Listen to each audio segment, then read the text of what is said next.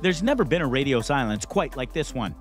After long months with no way of making contact with Voyager 2, NASA finally re-established communications with the record-setting Interstellar spacecraft. Join us as we present NASA finally contacts Voyager 2, 11 billion miles from Earth. Number 6. The only man-made objects to enter Interstellar. Voyager 2 is a space probe launched by NASA on August 20, 1977, to study the outer planets and interstellar space between the Sun's hemisphere. A part of the Voyager program, it was launched 16 days ago, before its twin Voyager 1 on a trajectory that took longer to reach gas giants Jupiter and Saturn, but enabled further encounters with ice giants Uranus and Neptune. It remains the only spacecraft to have visited a combination of either of the gas giants and both ice giant planets.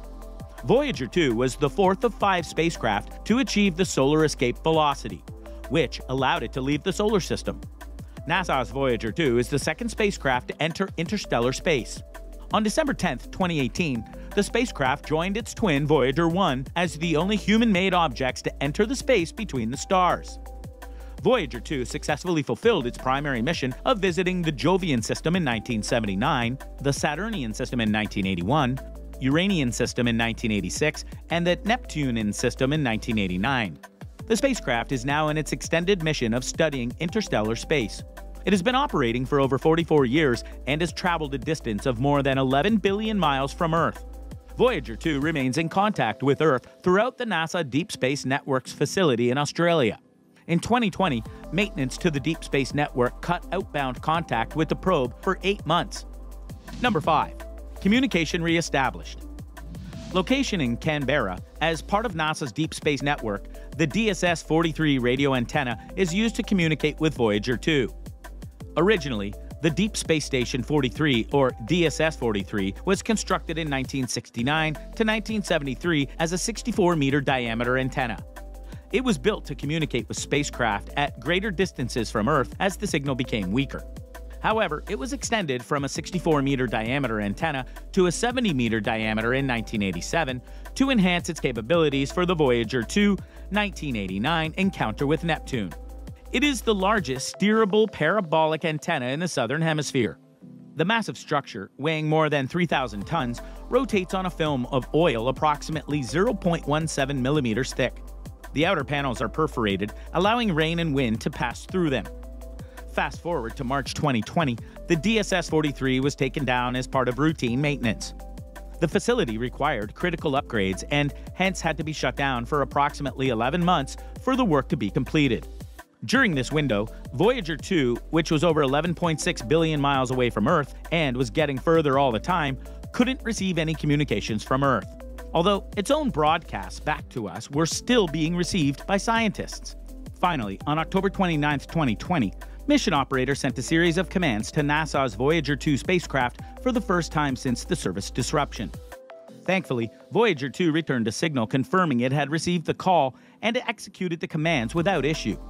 Eventually, by February 2021, all the communications with the probe were restored after the major antenna upgrade took almost a year to complete. Number 4. The upgrades.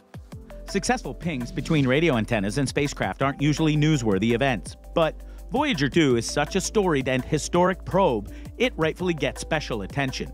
Especially in situations like this, involving a period of one-way radio silence so long, it's effectively unprecedented. According to NASA, DSS-43 wasn't offline for this long in over 30 years. The old radio antenna that needed replacing, the only one in the world capable of broadcasting to Voyager 2, had been in use for over 47 years. As part of the refurb, DSS-43 got 2 new antennas, upgraded heating and cooling equipment, power supply equipment, and other electronics to support the new transmitters. These upgrades will provide longevity to a cornerstone of a facility that's already legendary. And as for why DSS-43 is the only dish in the world that can reach Voyager 2, the reason isn't purely technological. As a result of the probe's flyby of Neptune's moon, Triton, in 1989, Voyager 2's trajectory steered significantly southward relative to the solar system's plane of planets, meaning Earthbound antennas in the northern hemisphere had no way of reaching it. Number 3. Interstellar Missions. Once its planetary mission was over, Voyager 2 was described as working on an interstellar mission, which NASA is using to find out what the solar system is like beyond the hemisphere. Voyager 2 is currently transmitting scientific data at about 160 bits per second. In 1992, Voyager 2 observed the Nova V1974 Cygni in the far ultraviolet. In July 1994, an attempt was made to observe the impacts from fragments of the comet Shoemaker, Levy 9 with Jupiter. The craft's position meant it had a direct line of sight to the impacts, and observations were made in the ultraviolet and radio spectrum. On August 30, 2007, Voyager 2 passed the termination shock and then entered into the halo sheath, approximately 1 billion miles closer to the Sun than Voyager 1 did. The primary mission of the Voyager was the exploration of Jupiter and Saturn. After making a string of discoveries there, such as active volcanoes on Jupiter's moon Io and intricacies of Saturn's rings, the mission was extended. Voyager 2 went on to explore Uranus and Neptune, and is still the only spacecraft to have visited those outer planets. The current mission objective of the Voyager Interstellar mission is to extend the NASA exploration of the solar system beyond the neighborhood of the outer planets to the outer limits of the Sun's sphere of influence, and possibly beyond. The Voyager Interstellar mission has the potential for obtaining useful interplanetary and possibly interstellar fields, particles, and wave science data until around the year 2025, when the spacecraft's ability to generate adequate electrical power for continued science instrument operation will come to an end. Number 2. The Golden Record. The Voyager Golden Records are 2 phonographic records that were included aboard both Voyager spacecraft launched in 1977. The records contain sounds and images selected to portray the diversity of life and culture on Earth. A gift across the cosmic ocean from one island civilization to another. And are intended for any intelligent extraterrestrial life form who may find them. The records are a sort of time capsule. The contents of the record were selected for NASA by a committee chaired by Carl Sagan of Cornell University. The selection of content for the record took almost a year. Sagan and his associates assembled 115 images and a variety of natural sounds such as those made by surf, wind, thunder, and animals, including the songs of birds and whales. To this, they added audio content to represent humanity. Spoken greetings in 55 ancient and modern languages, including a spoken greeting in English by the former UN Secretary General Kurt Waldheim, and a greeting by Sagan's 6-year-old son, Nick. Among other human sounds include the likes of footsteps and Sagan's laughter. The inspirational message per Aspera and Astra in Morse code, and musical selections from different cultures and eras. The record also includes a printed message from the yesteryear US President Jimmy Carter. Carl Sagan noted that the spacecraft will be encountered and the record played only if there are advanced spacefaring civilizations in interstellar space. But the launching of this bottle into the cosmic ocean says something very hopeful about life on this planet. Number 1. Future of Voyager 2. As the power from the RTG slowly reduces, various items of equipment have been turned off on the spacecraft.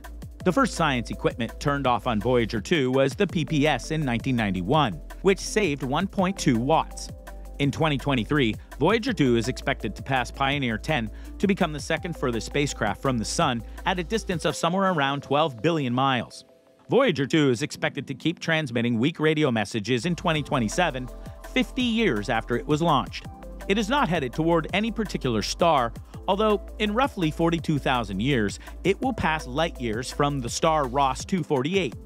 And if undisturbed for 296,000 years, Voyager 2 should pass by the star Sirius at a distance of 4.3 light years. The Voyager's fate would also depend on the conditions of the galactic merger. And even if science data won't likely be collected after 2025, engineering data could continue to be returned for several more years. The 2 Voyager spacecraft could remain in the range of the Deep Space Network through about 2036, depending on how much power the spacecraft still have to transmit a signal back to Earth. So, what do you think? What are your thoughts about Voyager 2? Let us know in the comments below. We hope you enjoyed the video as much as we enjoyed bringing it for you. See you next time. Goodbye.